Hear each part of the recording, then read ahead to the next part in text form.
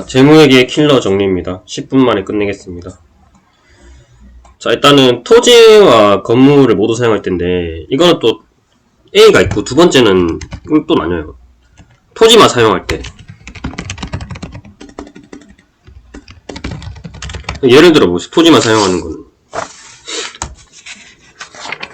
이게,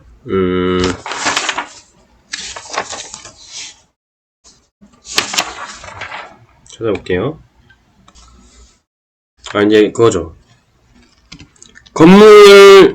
건물이랑 토지를 사고 나서 바로 건물을 철거하거나, 또는 건물이랑 토지를 사고 나서 건물을 신축하는 경우.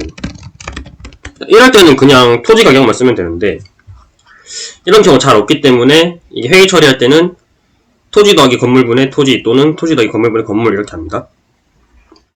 그리고 건설 중인 자원, 이거는 이제 PF 프로젝트 파이낸싱 말하는 건데, 자본 조달할 때 건설 중인 자산으로 그 분기 처리를 하고, 그러니까 정부 보조금 이것도 이제 잘 나오는데, 그러니까 지금 하는 거는 전부 재무회계 전산 1급 정도 했으면은 다 아시게 기본적으로 알겠지만은 킬러를 하는 거예요, 킬러를. 그러니까 정부 보조금은 보통 이제 유형자산을 공정가치보다 작게 매수를 하는 거거든요.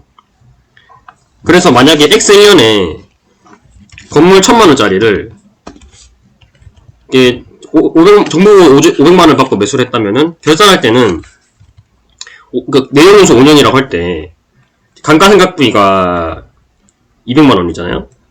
감가상각비를 해주고, 그 다음에 정부 보조금은 200만원을 이제 1000분의 500을 해주는 거예요. 1000분의 500. 그렇게 하면 이 감가상각비가 서로 네팅 되잖아요, 이렇게. 그렇게 하면 감가상각 두 개에 200만원. 그러니까 어쨌든, 그러니까 5년이면 어쨌든 감가상각 두 개가 200만원을 하는데, 이 중에 하나는 감가상각비 100만원, 하나는 정부 보조금입니다. 이렇게 비율을 나눠서 한다는 거. 그리고 이제 이종교환과 동종교환은 이거는 메인 매출 전표 51번 과세 처리할 때도 많이 나오는데, 하나만 알아두면 이종교환은 공정가치, 정무교환은 이제 동종교환은 이제 장부가. EX는 이거는 한번 읽어보세요. 이거는 회계 1급 했으면 다 알 거라 생각하고, 재평가 보형은 토지를 예를 들면은 플러스를 되면은 OCI, 즉 Other Comprehensive Income, 그러니까 기타 포괄 손익을 하고, 마이너스가 나면은 단기 순이익 감소를 합니다. 그래서 X1년 1월 1일 토지가 100만원이었고 X1년 12월 31일에 토지가 120만원이면은 플러스가 됐으니까 재평가 인정금 OCI를 한번 해주고, 근데 만약에 70만원 줄었으면은 이제 재평가 손실 30만원 처리해주고, 기존에 있던 재평가 입력을 220만 넣어서 우변에다가 50만 넣어줍니다. 자, 그리고 물가 상승 시는 이건 알면 돼요. 이익이 무조건 선의선출분이 짱이다. 이건 다 아시는 거죠. 그러니까 선의선출분 할 때만 이익이 가장 크다. 이익이 가장 크니까 뭐야? 매출효과 가장 작겠죠. 가장 크다. 가장 작다. 자산의 손상인데, 순실현 가치는 이게 약간 이렇게 생각하면 돼요.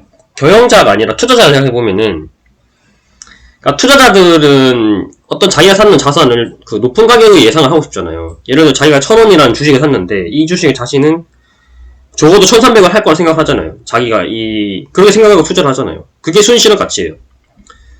순공정 가치는 그냥 1000원. 현대시장에서 거래되고 있으면 1000원. 현행 대체 원가는 이 1000원짜리 주식을 다른 걸 했을 때 뭐가 대체할 수 있을 것인가. 근데 어쨌든 가장 중요한 건 이 순실현 가치랑 순공정 가치의 구분. 순실현 가치는 이 경영자의 철학이 반영이 된다. 지금 예시는 투자자로 들었지만은 경영자의 철학이 예시된다는 거고.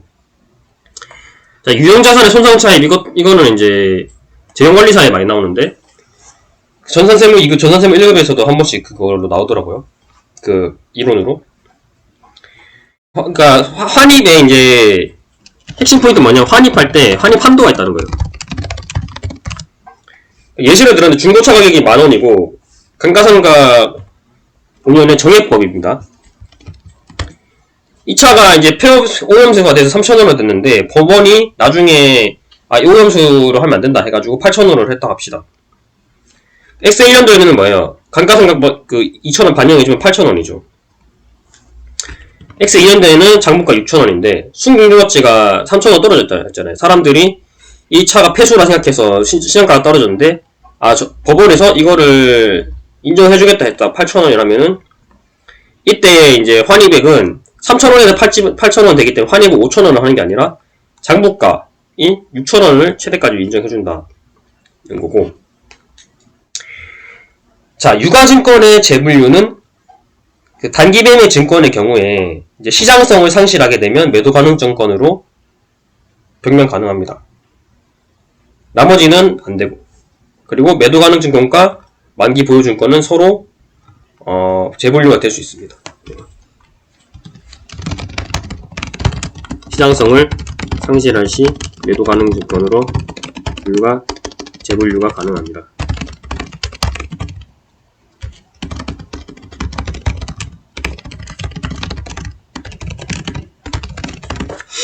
이렇게 되는 거고. 자, 그 대손 충당금과 대손 상각비에 대한 환입 이런 거 지금 해볼게요.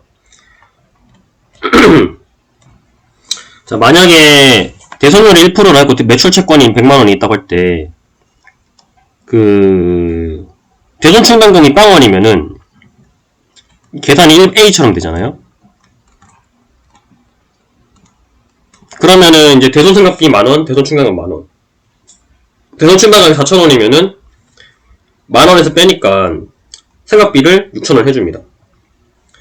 쭉 따다가 이제 만약에 그 대손 충당금을 실제 대손율보다 더 높게 신청하면 2,000원이 자량이 남잖아요. 이럴 때는 이제 대손 충당금을 환입이라는 계정을 씁니다. 예. 그리고 만약에 회수를 불능하게 되면은 나머지는 아까는 이제 대손 상각비였는데 이제는 대손 충당금으로 하는 거고, 쭉 하다가 잔액이 만약에 마이너스가 되면은 이거는 이제 대손 충당금을 하는 게 아니라 대손 상각비로 하게 됩니다. 회계의 기본 과정은 기계기라고 외우면 되는데 기업 실체의 과정, 계속 기업의 과정, 기간별 보호 과정.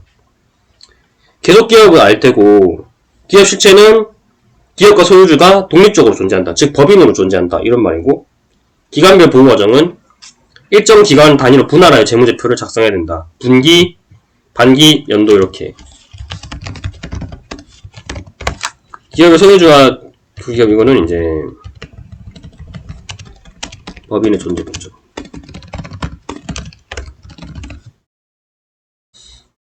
나머지는 뭐 한번 읽어보시고, 단기 매매 증권의 경우에는 수수료 비용이 차감합니다. 그래서 예시를 들어서 100만원에 처분을 했는데 수수료 비용 50만원 한다고 했을 때 보통 예금에서는 이제 95만원을 들어가고 단기 매매 증권 취득가액 50만원에 처분이 45만원.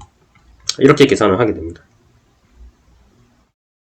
이상으로 재무회계 킬러 마치겠습니다.